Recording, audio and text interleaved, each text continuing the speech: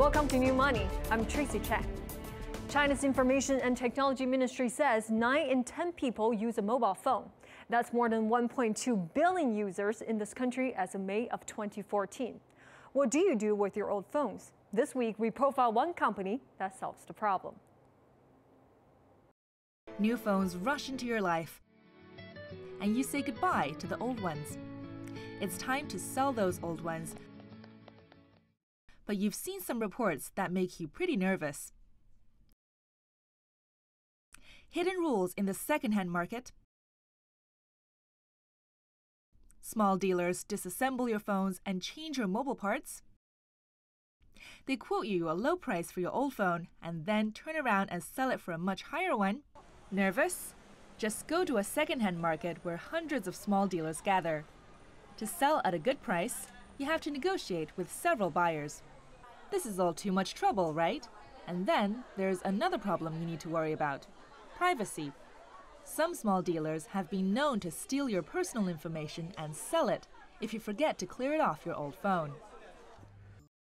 So selling an old mobile phone is a lot of trouble, and it can be dangerous. That's why many people just leave their old phones at home. If you translate the Chinese name of Ai Hui Shou, you would guess something like love to recycle. And that's what Sun Wenjun and Chen Xuefeng, Ai Hui Shou's founders, are doing. The website asks you to input some information about your phone, and then it shows you a list of recyclers with the prices they usually offer. The website automatically picks the highest price for you. After getting a good price, your phone will be tested before being recycled. But what is the procedure? First, select your phone model, and then choose the purchase channel and the phone's condition. 11 items in all. All right, the last step is choosing how to sell it to Ai Hui Shou. Currently, Ai Hui Shou's door-to-door service is available in Shanghai and Beijing. After the testing, a service representative pays you and takes away your old friend. The whole process is recorded. 我是爱回收上门质检人员，我姓汪，这是我的工作证。我现在跟你核对一下你的订单信息。好的。苹果 4S 描述是9星国行，在保6个月以上，无进水、无拆修，屏幕没有划痕，功能正常，国价是1710块钱。那我检测一下你的手机。好的。怎么看出来我这有没有修过啊？我们是看这里面的这块黄胶还在不在，如果黄胶不在的话，说明你的主板已经被修过了。然后剩下我们就看上面螺丝有没有被拧过的痕迹，因为这种螺丝都是一次性打上去的，一旦你拧过以后就会留下痕迹。所以话你这个手机是没有任何问题的，没有修过的。这是1700块钱，你看看有没有错。In addition to door-to-door service, Ai Hui Shou has set up service shops in shopping malls and supermarkets throughout Shanghai. They're easy for customers to find. After pickup from customers, those old phones will be sent to Ai Hui Shou's operating center and warehouse. After being picked up from customers, all phones are sent to the operation center where they will be marked with a special label. This way we can trace the phones throughout the whole procedure. The second process is testing for a second time, which includes 13 individual steps. We have a standard procedure for these 13 steps. After the quality testing, we store the phones in a warehouse and pack them up to send to recyclers. The whole process is very systematic. Only when all this is done is your phone sent to second-hand cell phone dealers who cooperate with Ai Hui Shou. They're then sold onto smaller cities and towns, or even exported. Some are sent to India, where there is a huge demand for second-hand mobile phones. Some are sold to recycling companies, which dispose of them properly as electric trash. Now, to help us better understand Ai Hui Shou's recycling business, Professor Jia Ning, Deputy Director at Tsinghua University's China Business Case Center, joins me again in the studio. Thank you so much for being here, Professor Jia. Thank you. So, recycling is still a very novel concept to most Chinese people. Right. Is it a good idea to start a business in this sector right now? I actually think yes, Tracy, because Ai Hui Shou is operating in a sector that's highly supportive by the Chinese government. We know that China is now gradually trying to move towards a a green economy, which means there will be more opportunities for related sectors, for example, environmental protection, clean tech, and also recycling. The second reason is if you look at this market iHuisou is operating in, it has a huge growth potential. We know that China is now the global largest smartphone market. I read a report somewhere. It says that China currently has 1 billion abandoned phones, and this number is actually increasing at 0.2 billion each year, right? And if you look at the recycling rate, it's currently 1%, right, which is well below the 3% world average, right? So if you put all these numbers together, what this means is this market will offer, growth potential in the future. So, Professor, what problems does iHuisou solve as a company? Tell us about its business model. Sure. iHuisou is essentially a C2B, customer to business business model. So it's essentially a platform that allows individual consumers to recycle, to sell their used phones to the dealers in a centralized and efficient manners. So Tracy, let's look how this process works together. The first step is for individual consumers to go on to iHuisou's website and to fill out basic information about his or her phones, right? And then iHuisou website will provide a list of all possible recycling prices from all the dealers that iHuisou works with. Now, this is actually a key value proposition offered by iHuisou, right? Part of a reason that people used to be reluctant to recycle their phones is that they have little control over prices, right? When you sell your used phones, you want to get the highest price possible.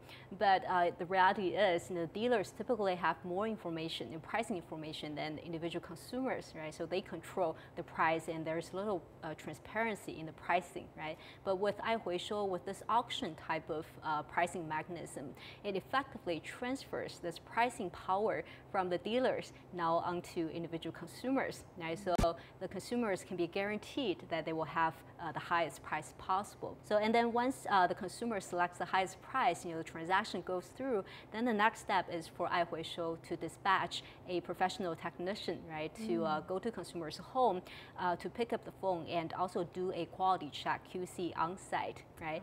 And this is another value proposition offered by iHuisou, because with this door-to-door pickup service, it's very convenient, right? So you can complete this recycling process without stepping out of your home. So this convenience make the entire user experience more friendly, right? And once the transaction, the QC is done, if there's nothing wrong with the phone, then the technician will pay off the consumers and take the phone back to its operation center, right? And then the next step is to do another round of more detailed quality check, right? And the very last step is for iHuisou to take the phone back to the dealer, whoever pays the highest for the phone.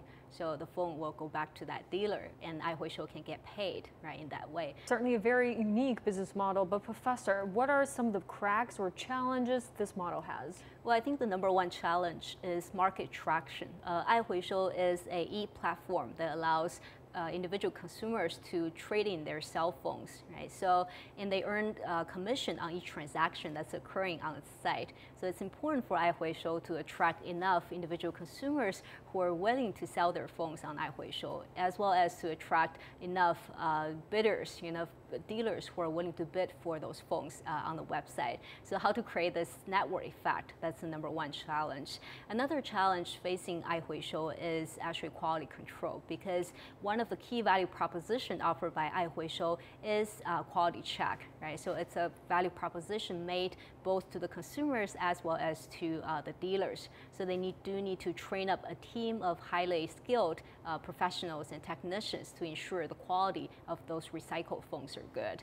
And another challenge is database management, right? So iHuisou will have to build and maintain a large database, for different models, different brands of phones, and they need to get price quotes on these different brands and different models of phones from individual dealers, right? So they will have to constantly monitor the prices and monitor whether there's new models that needs to be added to the existing database, right?